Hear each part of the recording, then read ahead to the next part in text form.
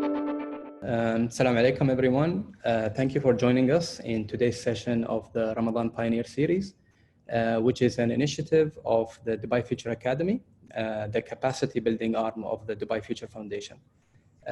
As many of you might know, at the foundation, we serve a grand vision of making Dubai a leading city of the future, a future that I'm sure and everyone else has certainly been affected with the current COVID-19 crisis.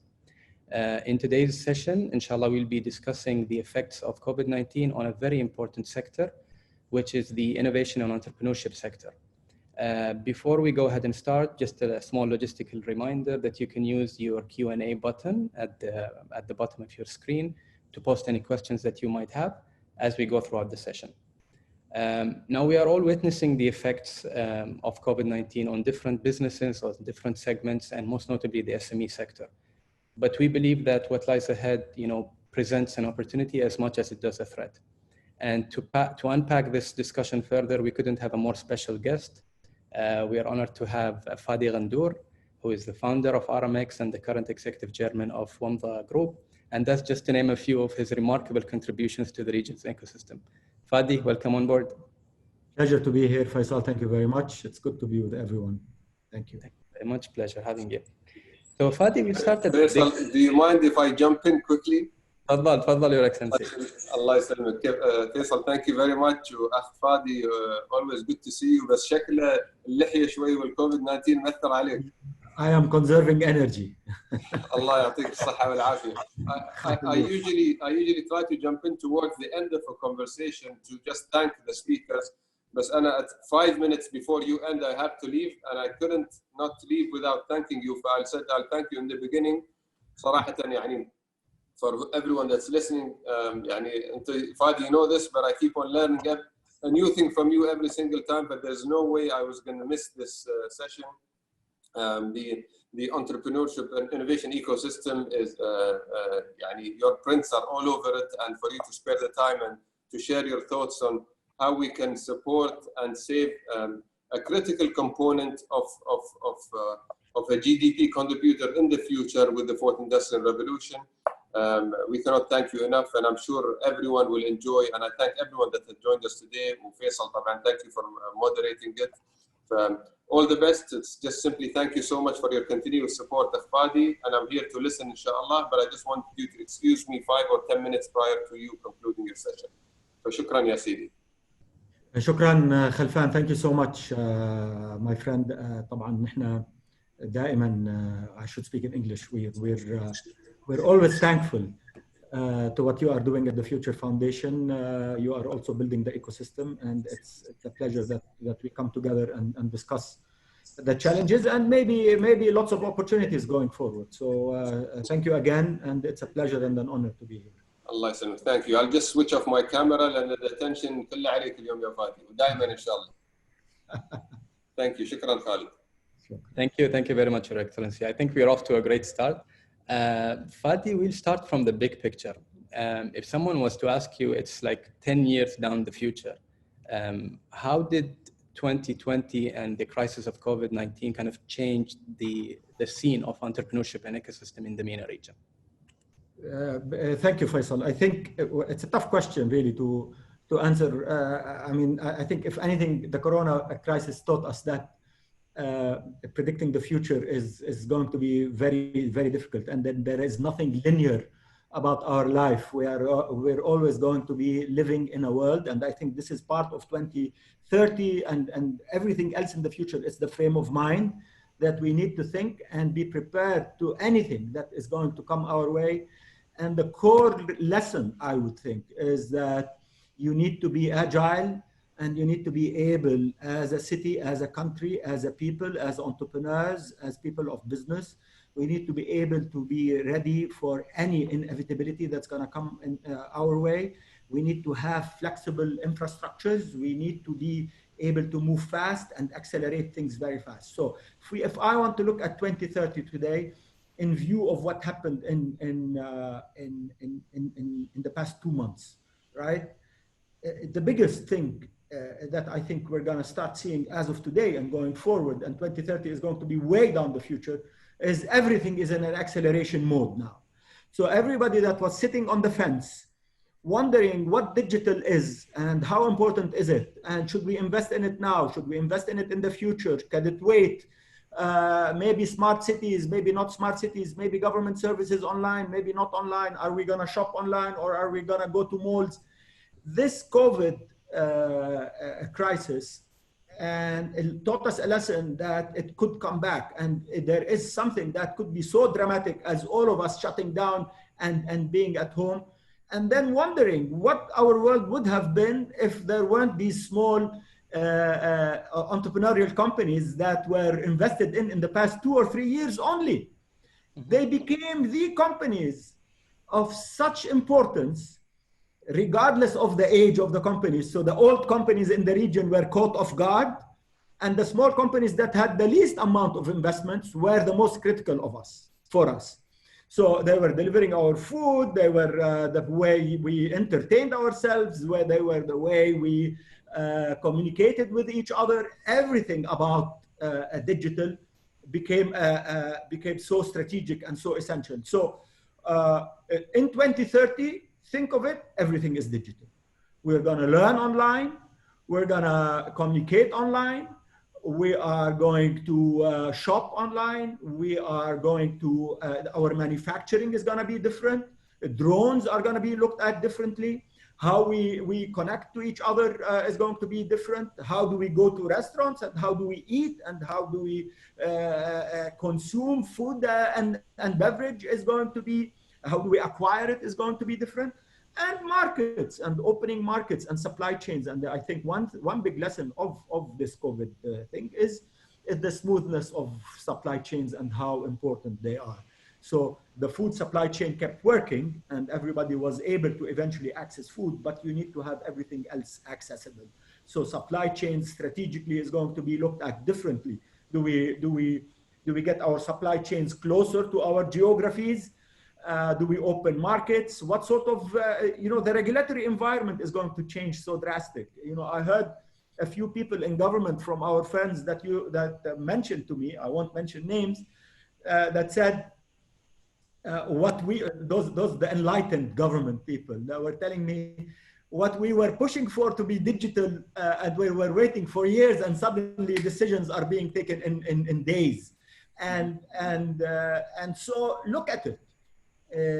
There is no way that we need to convince anyone that not only in 2030, but actually in the next 2 or 3 months, everything has to be digital, everything has to be online. So we're going to be a cashless society, in my view. I mean, not only in 2030, now, because in Saudi Arabia, for instance, they came out with a rule and says, if you're going to deliver a package for e-commerce and it's cash on delivery, you can't accept cash. So they're basically saying, right now, we're living in the future. So 2030 is being built right now, and it's being built digitally, and we'd better be prepared for it. And I think all the strategic, so funding, those who were sitting on the fence on funding also from government agencies, from sovereign wealth funds that were investing globally and appreciating the story globally. Well, you can't only appreciate it globally. If it is happening in another country, and look at China, if I look at China and see the future, then we need to know that it's going to be here. If it's happened somewhere else, it's going to be happening here. So we'd better be ready for super apps and for everything that comes with that. So that's my view of the future, and the future is here. I can't, 2030 might have even a much bigger change than I can imagine today. But the most important thing for me is in the coming 2 or 3 years, what we've been, many of us, including you guys at the Academy, at the Future Foundation, were saying, and what Dubai is, Dubai is a smart city. It is connected. It has government services online. It's been a role model for the region and for the world. It is basically saying we did the right thing. Imagine life in COVID if it did not have what it had. And then project that forward in an accelerated manner rather than in a linear manner. So, for instance, I mean, we can't imagine, you can't even not imagine anything anymore. So a driverless car, which we all thought was going to happen sometime in the very long future, maybe you'd see it in the coming 2 or 3 months. So the theme of COVID for me and the future is acceleration. Everything that we've seen start is going to go on a super fast track. I think that's a very good way of summarizing it. And you touched upon a couple of aspects here, Fadi. You mentioned agility, you mentioned going fully digital. But I would say, what would be the things that need to happen on ground to actually put that acceleration in practice? I mean, there's one thing about, being reactive and waiting until things, take their own course, rather than just being proactive and preparing for it. So what would you say, like, the basic things that need to happen right now? And these basic things are the basic things that we've been talking about in the past, but they need to also to be on an accelerated basis. So what is it that you need to accelerate things and to make this ecosystem, the ecosystem of the future today, right? So one is funding, right? So we need to, this cannot happen without very serious funding. So I'm not going to elaborate on that. You can imagine what it is. So everybody has to come in and invest very aggressively. Number two, it is the regulatory environment. The regulators need to finally have a very serious discussion and a very serious reviewing of everything that they've been doing to accommodate the digital world. So from fintech to the banking, to e-commerce, to customs, to movement goods of services and transferring of money, all of these things need to be put on a super accelerated manner, and the regulators need to be in tune. You can't be thinking of the 20th century economy in a super accelerated 21st century economy. I mean, we thought we were going to be introduced to the 21st century slowly, and everybody was taking their time and moving into the 21st century, other than roaming online and having fun. The big boys, with all due respect to them, the big boys were not moving as fast as they needed. I'm not talking about a single place. I mean, I'm talking about the region. I'm talking about MENA now, right? So MENA as a whole, the regulators were really at different levels of speed. Some were slow, some were not slow, etc. But it's not only that the regulators need to fix the local regulatory environment. There needs to be a regional regulatory dialogue across the board. And how do you create that regulation to become interoperable? So that I can think of MENA as a market rather than 22 markets, rather than a fragmented market. So the issue of access to markets in general, 350 million people, 400 million people, $2-3 trillion economy. If we want to build the future of non-oil economy, also you need to think about these things. If we want to have them all as one big economy that can compete with the rest of the clusters of the world, the regulators need to think about interoperability about everything that we do. So if something, if a fintech company pops up in Dubai or pops up in Saudi Arabia or pops up in Jordan, it automatically have a similar regulatory environment to operate in anywhere else in the region, so that they can scale very quickly and generate the economies and the economics that it requires to scale. Because I'll tell you very honestly, I don't know if there is one single market in the region that can justify super huge amounts of investments if the economies are not going to be opening up to each other. So even if you look at the 21st century companies of this region, the way they scaled is when they became geographically present everywhere in the region. I'll talk from my bricks and mortar company in my early days in Aramex. If it hadn't accessed the full, if we were not present in every single market in the region, we wouldn't have been the scaled company that we are. Look at Noon today, look at Souk, Amazon, look at Kareem, look at all these companies. If they did not have the scale of the full markets, they wouldn't have been where they are. So again, regulators, opening markets, investing in these markets, bringing the infrastructure, the consumption of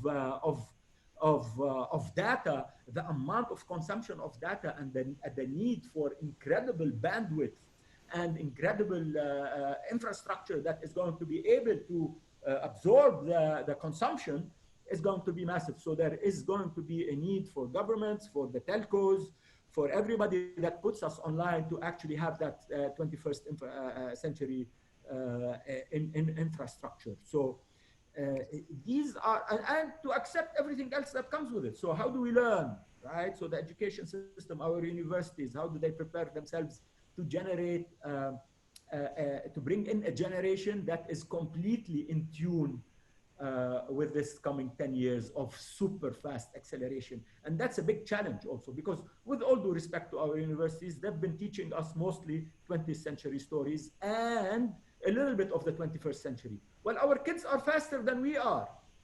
Our kids are faster than we are. They're already accessing knowledge from global universities and not waiting for anyone locally. So if we want to be relevant, we need to think long and hard at what relevance means.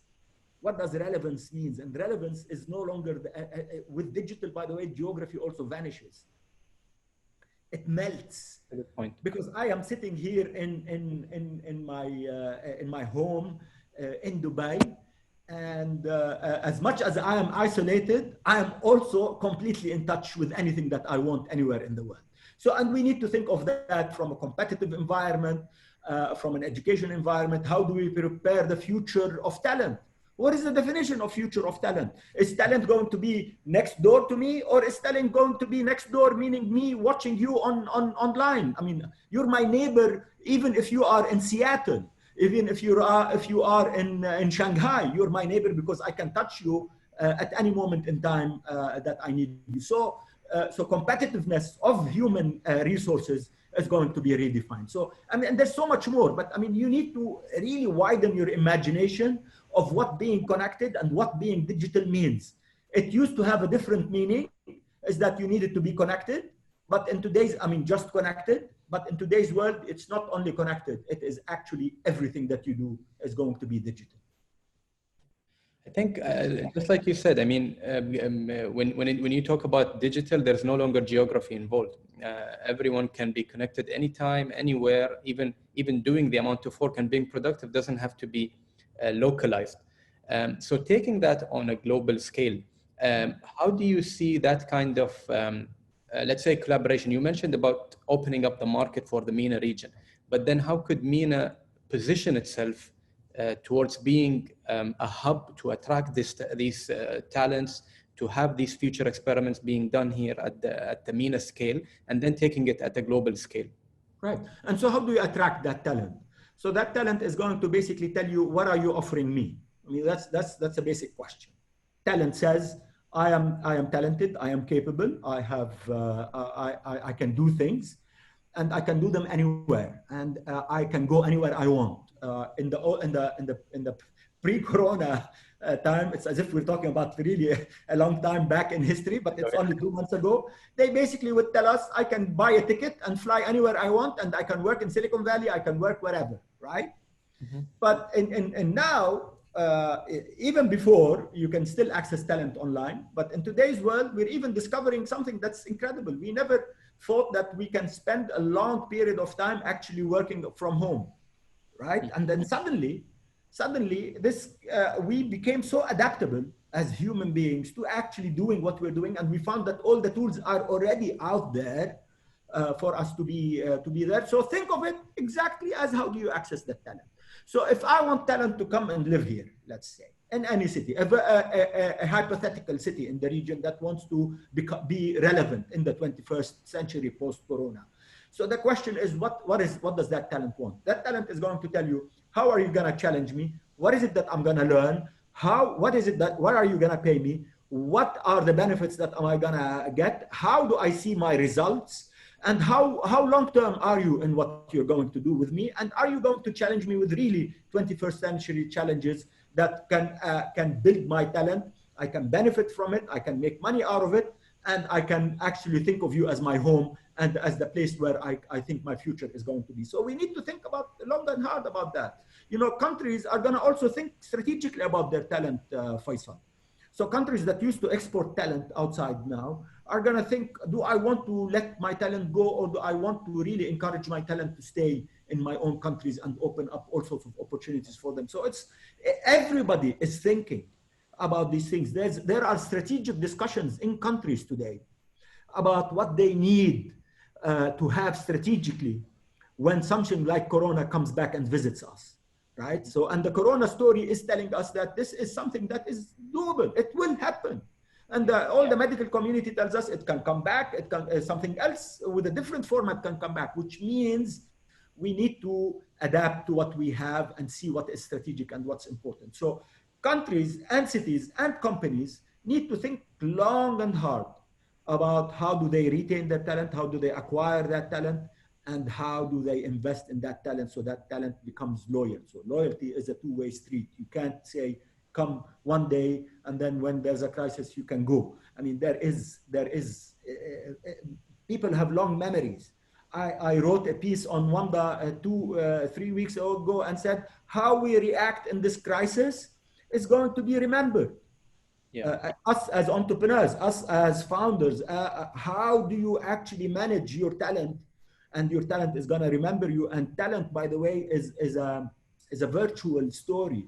So people will remember. It's not about that single individual that you let go. Your story will go a long way on how you handle yourself in this crisis. So that's what I am saying. You know, there is the competitive environment is not going to be an easy one, and we need to do a lot of work to stay relevant.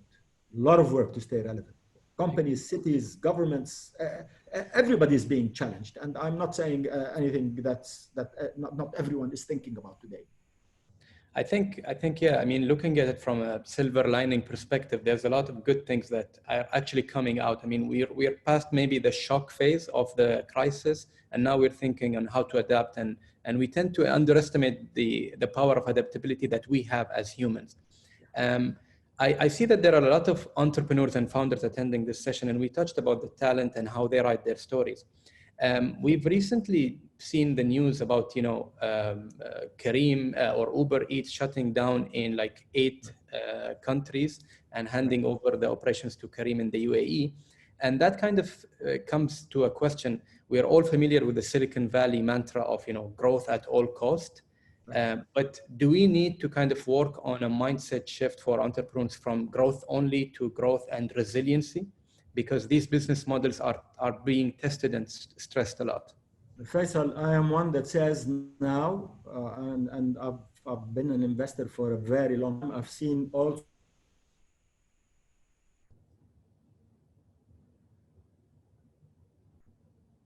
crisis and all sorts of wars in between. Here's the final lesson, really.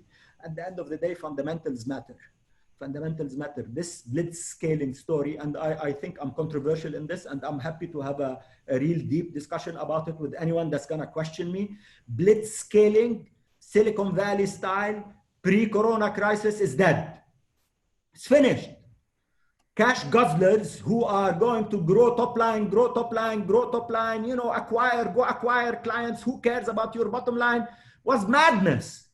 Madness. But it happened because there was a lot of cash.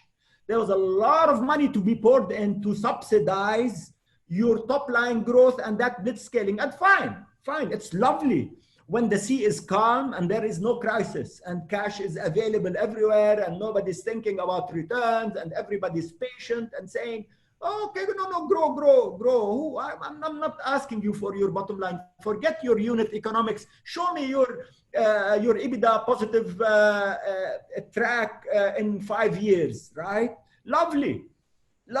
But when the resources are scarce, when you need to be frugal, and when you need to think that every client that I am going to sell something for, I have to make money in, which is again, I mean, I'm self-criticizing here, right? So I'm not isolating myself from this story, but you need to finally think of the fundamentals, and the fundamentals is what keeps you relevant and what keeps you sustainable. In my days when I built the business in the 80s, I used to worry about every single package that I used to deliver at Aramex needed to make money. If it didn't make money, I would tear my hair off, right? I didn't know anything called blitz scaling. I would grow year over year, 10, 20%, and I would celebrate 20% growth every year. Oh my God, that's a fantastic company. Imagine in pre-corona days, asking a startup, what's your growth rate? And they tell you 10%. You'll say, you're a lousy company. You grew 10% year over year. Oh my God, right? So that story is ending, Faisal, and investors are gonna look differently because there is scarcity. And in scarcity, you are gonna get the best and most incredible, efficient and effective companies and new products that are going to last for years. I mean, look at those that survived the dot-com crash. Look at Amazon today. Imagine if you had invested $100 in Amazon in the year 2001 and you kept it. Go do the calculation and see what happens. And look at all the companies that died when Amazon continued to survive. And so I think history teaches us a lot of lessons, and the future, there are lessons we can't take from the past, but one story is fundamentals matter, and the world will have scarcity in it, and there is nothing called unlimited amount of money. I think that's a great message, Fadi, for both sectors, the investor sector or the segment of investors, as well as the entrepreneurs and the startups. Overall, on a bigger picture, how do you see the investment scene changing? I mean, we were very much interested in a certain type of companies and trying to attract them. But moving forward, do you see as well a significant change in the focus, in the process, and all of these support systems? Look, the first thing that you're going to see now, and we're already seeing it, is that all the people that have been in retail and in bricks and mortar, the big families and the small SMEs are going to start thinking about how to go online, and the big ones are going to spend a lot of money to go online. I mean, there's no question about it, because we know, I mean, there's no, I'm not saying something that's not out there. I mean, all the big retailers tell you we lost 80, 85, 90, 95% of our business. I mean, how is that even conceivable, right? So how do you become relevant? How do you continue to survive? How do you create your sustainability? So you're going to get a lot of families and a lot of people that are in the bricks and mortar to go in everything. So it's not only retail, it's in entertainment, it's in everything that you need to think about. Number two, education, Faisal. I mean, these are the basic things. So investments are gonna go in ed tech, health tech, food tech, fintech, and e-commerce. I mean, these are the first wave always. Everything that has to do with consumer is always the first wave of adoption. So these are going to go super fast and are going to get a lot of money in. And I would hope, this is me hoping, that there will be much more money coming from the sovereigns into this region in building that infrastructure that we require. The sovereign wealth funds have deep knowledge of understanding global trends in the world, and they've invested in global trends. Bring that knowledge here, bring that money here. And a lot of family offices that have been sitting on the fence, not thinking that this region is going to be seriously digital, have to start spending. Why? Because it's the benefit for everyone. So because they're effectively investing in their business. So they either invest for their own business or they start investing in startups. And I think we might not see it today, right this second, because everyone is firefighting internally, looking at their own businesses. But as that firefighting ends, and it will end very quickly, you're going to see an acceleration of new money, of new strategic investors that come into this region. But we can't forget that you still need the open markets and you still need the regulatory environment to go along. So it's not only about investors, it's about the ecosystem moving together, because the ecosystem also told us and taught us in this crisis, if it is a package deal. It's a network. Everything is connected to everything. You can't separate, you can't just tackle one element or two elements of a problem. You need to tackle the whole problem as a system. And that's how you get the system to work, because systems like cars, you know, a car is a system. You can't say I have a beautiful car, but it doesn't have wheels, right? Because that car will not go. It can be the most expensive car in the world. If it doesn't have an engine, it won't go. So everything else, think of it exactly the same in the entrepreneurial ecosystem. They all need to go together: markets, technology, talent, and the regulatory environment. They need to all work together, and you'll suddenly find that this gelling system actually benefits everyone. There is no it's about win-win, and it will work this way. There's no you can't compete and be relevant if you can't tackle all these issues together. I think that's mainly the reason it's called an ecosystem, because coherence matters, and we need to move together basically towards success. Speaking of that, I mean, in terms of the ecosystem, do you see any examples that MENA could either look into in terms of, making use of that examples from a global scene, or are there any examples that MENA could actually export towards the global scene? Well, look, there are MENA is again a wide region. I think MENA should learn from certain MENA experiences. So I would learn from the Dubai and the UAE connected and smart city story. Services online, allow it moving very quickly when the crisis hit, in understanding what the challenges are, what do you open for, how do you make sure that the consumer and the citizens of this country and the people that live in this country actually continue to exist and thrive as much as you can thrive when you are locked down and getting supplied. That reaction was fantastic. I mean, we understood what's strategic. We understood what's important. We issued the regulatory requirements for the health issues very quickly. So, I mean, and we were able to do everything that we did online effectively. I mean, this is a small, if you want, a pilot, let's call it, for the rest of MENA to learn from. That connected cities, that digitally thinking cities continue to be relevant. So I think that's a lesson that I can see today. But to tell you that there is a very powerful lesson coming out from the region, I would have difficulty. Look, what happened in the world, Faisal, caught even the most advanced economies by, I mean, some superpowers, we started wondering, are these superpowers or are they not? I mean, to be frank. So I think we all need to be humble enough and learn a lot of lessons from, rather than thinking of ourselves, not us in MENA, meaning anybody in the world, thinking of themselves as examples. We need to think of what did we learn, what did we miss, what did we do good, what did we not do well, and how can we actually look back and say, here's what we need to fix to make sure that the future looks different than what the past, so that these mistakes or these lessons are learned very well. And we will learn from other countries, our neighbors globally. We look at Korea. What did South Korea do? What did the Chinese do? What did Singapore do? Look at the Singaporeans. They opened up and everybody thought it was the example, and then they had to shut down, right? What lesson do we learn from that?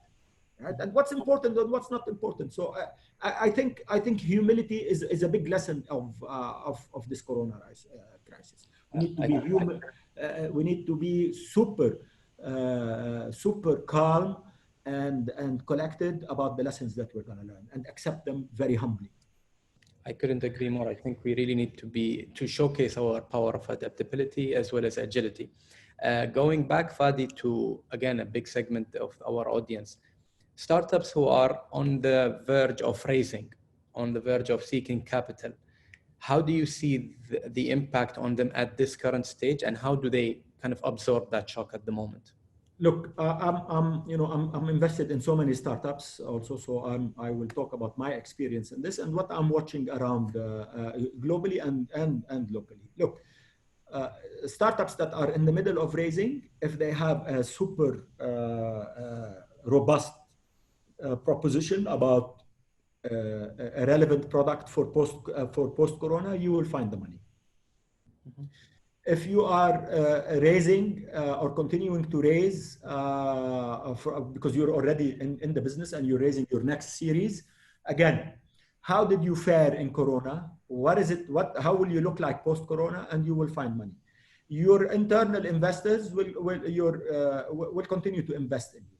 I've seen many of the VCs and many of the investors in companies. They come to their aid. If you are a relevant company, if you're doing well, if you've adapted well to the crisis, if your product continues to be meaningful and has value in the post-Corona world, you're gonna get your investors help you in your cash flow, even if you're suffering now, right? So how I am viewing the companies is not that, oh, oops, they have cash flow problem, I can't support them now. My question for them is, how are you going to look down the road in the future? How have you done in this crisis? What sort of leadership did you show me as an entrepreneur, as a team?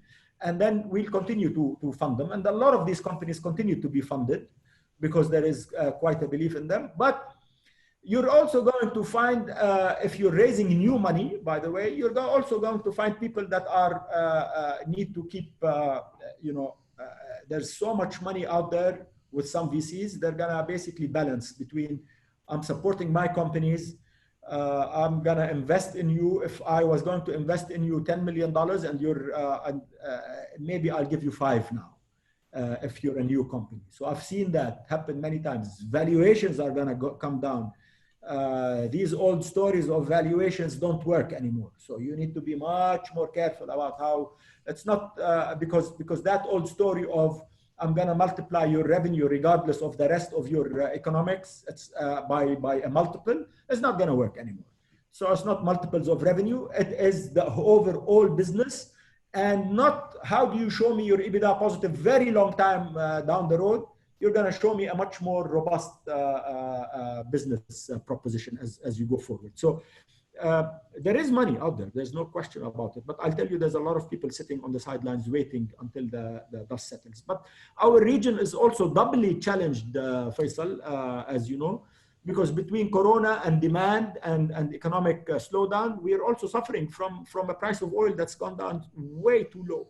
So, I mean, that double whammy is very painful for the traditional investors in the region. And you will see them, even if they love what you do, they are unfortunately, well, not unfortunately, they have to look at their own businesses and save them. Mm-hmm. So, and that's why, and then expecting foreign investors to come here, some will. I mean, we just heard of some, OLX and Beirut doing a strategic merger and an acquisition and an investment of $150 million in that property. So there is money out there to be, if there is a robust business, people will come and invest. But the traditional investors will take their time. That's why I'm suggesting maybe the sovereigns can look at the region a little bit more seriously than they did before. Okay, so I guess that's a great message for all the founders out there. Fadi, one last question before opening up the floor to Q&A. And it's about, the changes on a bigger scale when it comes to government. So what would you say? I mean, we touched upon regulations. So in terms of government supporting the move forward to a world post-COVID, and basically thriving out of that and coming out stronger, what would you say opportunities that we should look into as a government, as governments of MENA? So look at what the governments did across the world, Faisal. There was very fast reaction of massive fiscal stimulus. And that's critical.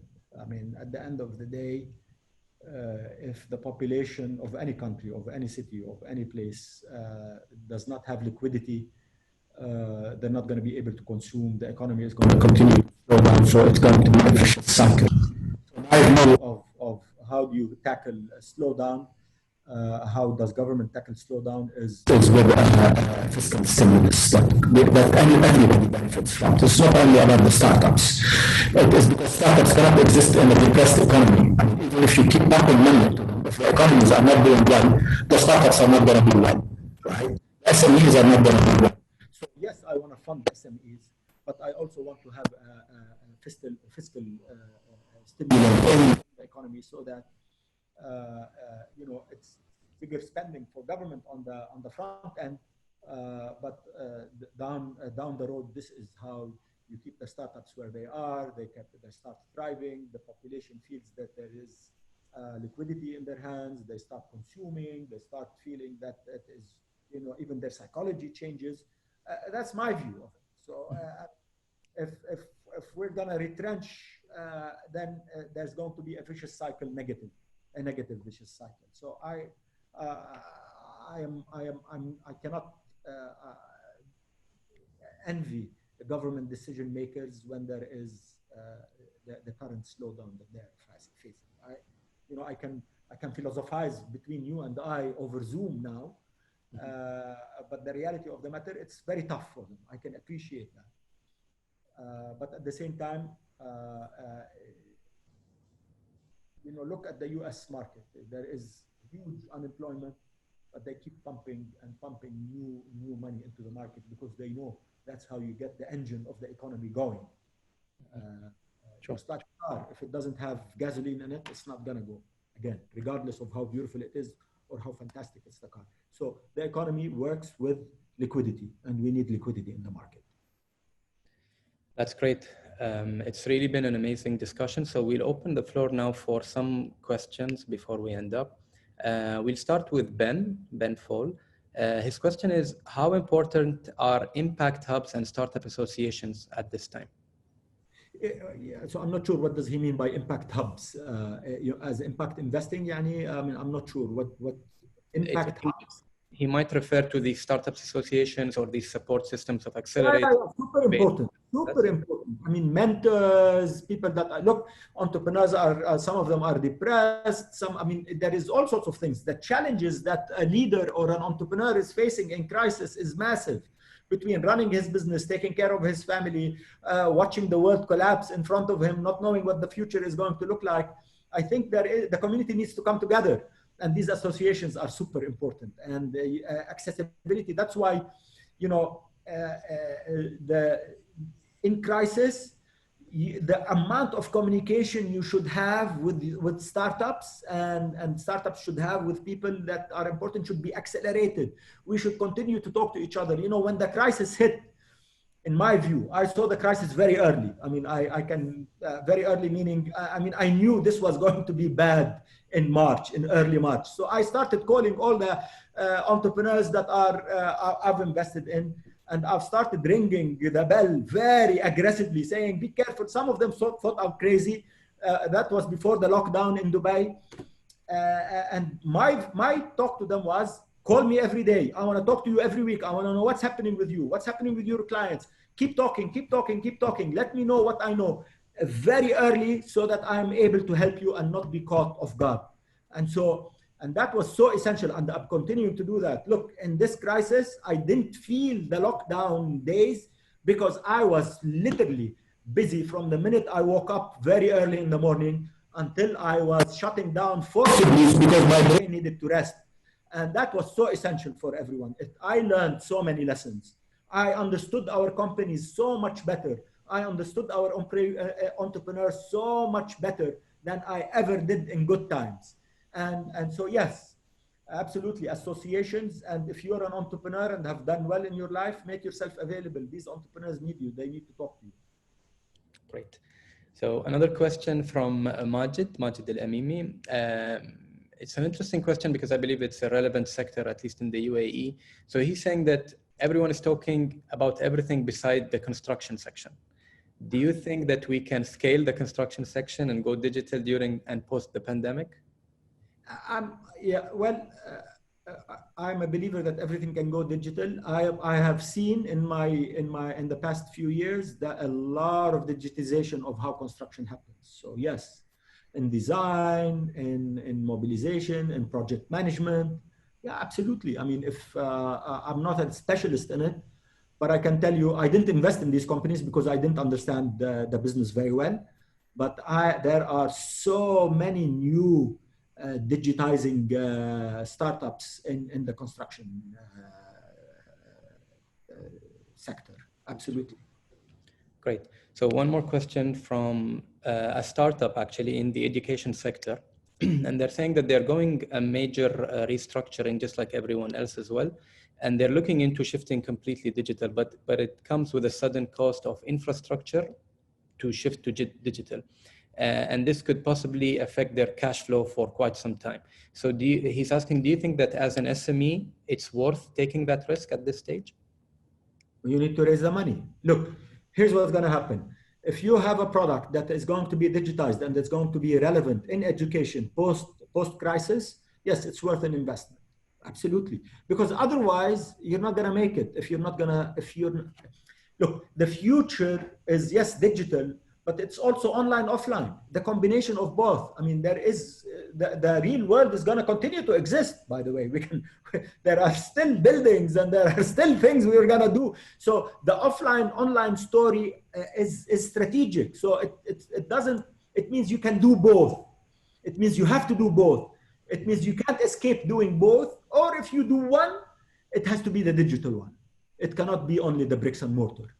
So what the message here of Corona is, if you're only bricks and mortar, marry it with a digital. If you're only digital, double down on it, right? And so if you are in edtech, if you're in education, you'd better be in edtech. You'd better add the tech word in it, and that's going to be a worthwhile investment, as long as you know that your product actually continues to be relevant. I mean, you need to, you know that. I don't know the details about what you're doing, but you know that. Yeah.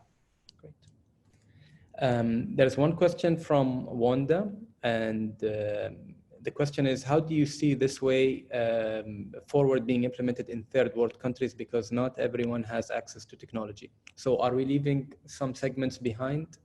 Well, yes. I mean, so the haves and the have-nots of the future is going to be the digital gap. In some ways, I disagree with you, because all countries are digital now, meaning they've leapfrogged.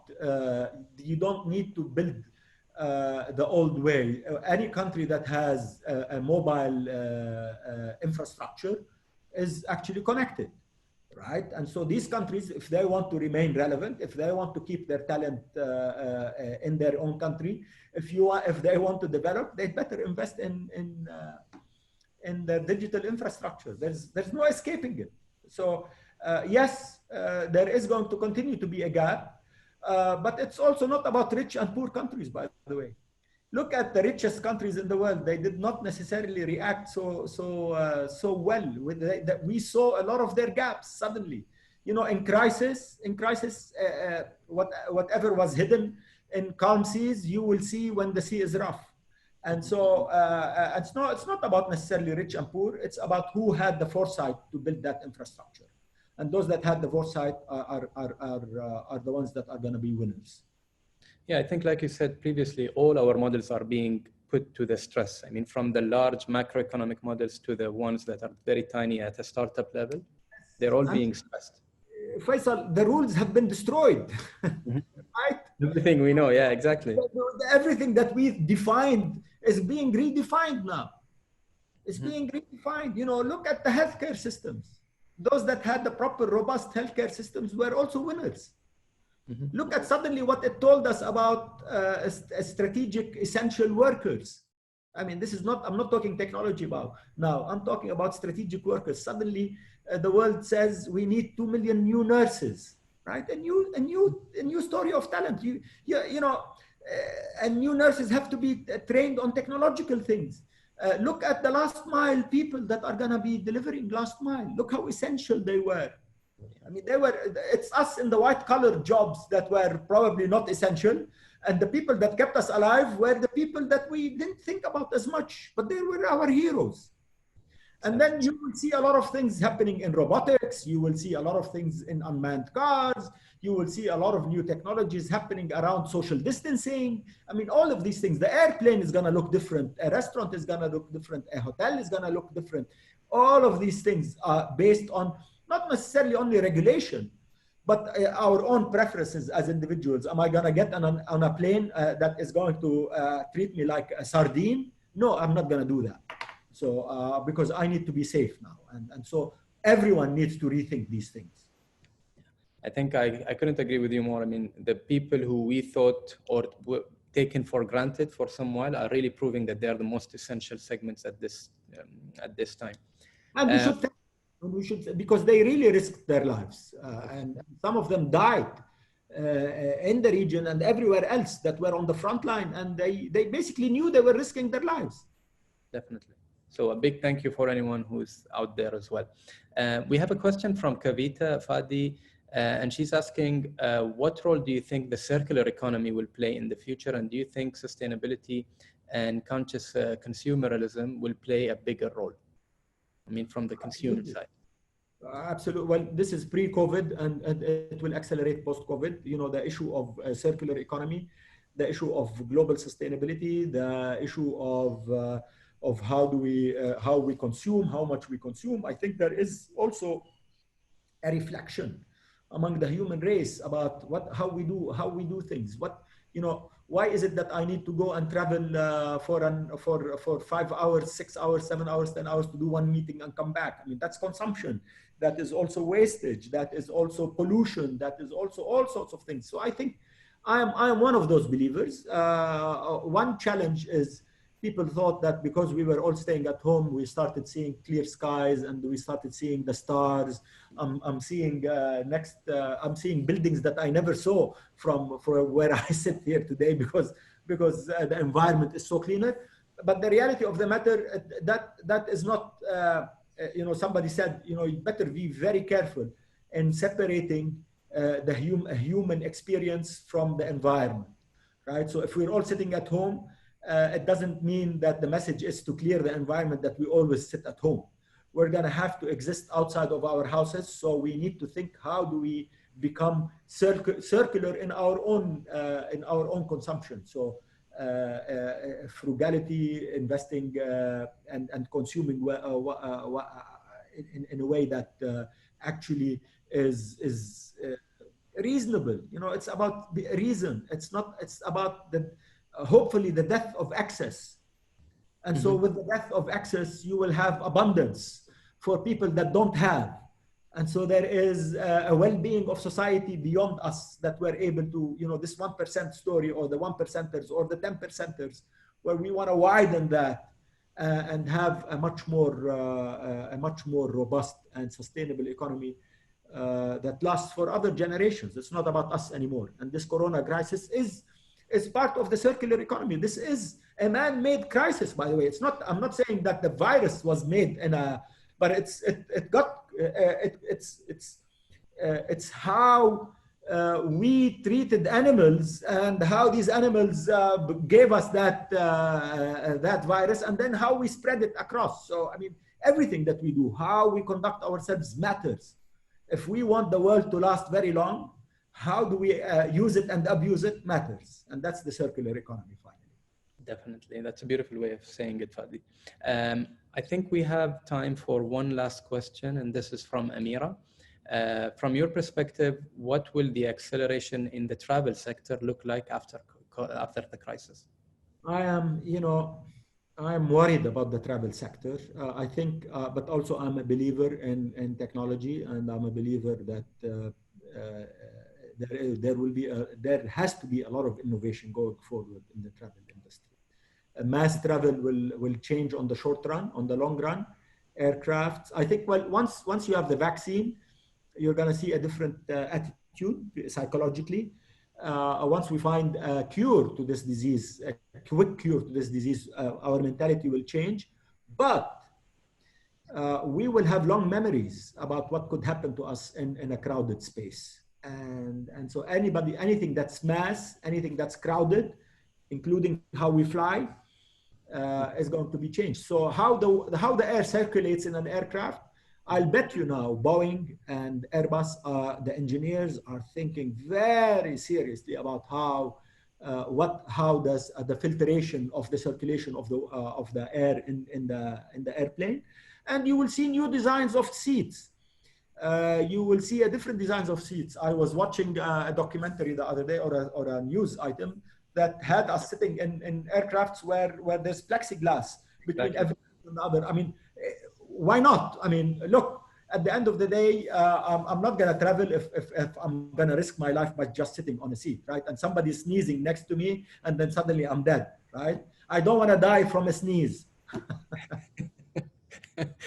No, I think that's I mean, we probably, a lot of us have seen that picture, but we've also seen a couple of news lately speaking on that. I mean, how are these changes on the travel or the airplane seating are affecting the prices on consumers as well?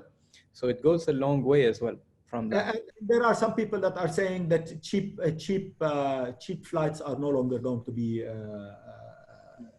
something that is going to be available. So mass tourism is going to change. I don't know, Faisal. You know, at the price of oil that is today, 30% to 40% of the cost of the airline is oil. Yep. Is gas, is fuel, right? So if fuel goes down 40%, you can still bring down the price of the ticket on the basis of a different number of people in the aircraft. I don't know the economics of the airline industry, but it's an interesting industry and we can't live without it. I mean, we want, as much as I like to go and visit China online, but I really want to visit it by being there on the ground. And I think I'm a great believer in the innovation of technology and technologists, and they will come up with a solution. That's I mean, if I can't see it now, it doesn't mean it won't exist in the future. Great. Well, Fadi, I wish we had an hour, 2 or 3 hours more with you. It's been an amazing conversation, but we are down to the last couple of minutes. Any last message, thought for us to kind of digest in the next couple of hours before iftar? Inshallah, يكون iftar mubarak for everyone. Look, my biggest lesson in this, and I've been in so many crises, is prepare for the inevitable, be agile in everything. This is not about you as an entrepreneur. We as human beings, we as countries, we as governments, we as companies, you know, the essential of agility and the ability to have, to transform oneself very quickly in a crisis that could be as big as the one that hit us is the biggest lesson for us. And we need to stay relevant. And the only way that we can be relevant in crisis is when we are agile and fast in changing and adapting. That's great. And I think I'll leave you with that. There's no better ending to that. Fadi, it's been a great pleasure. Thank you very much for your time and for your valuable insights. Thank you everyone for joining us. I hope you've enjoyed it as much as we did.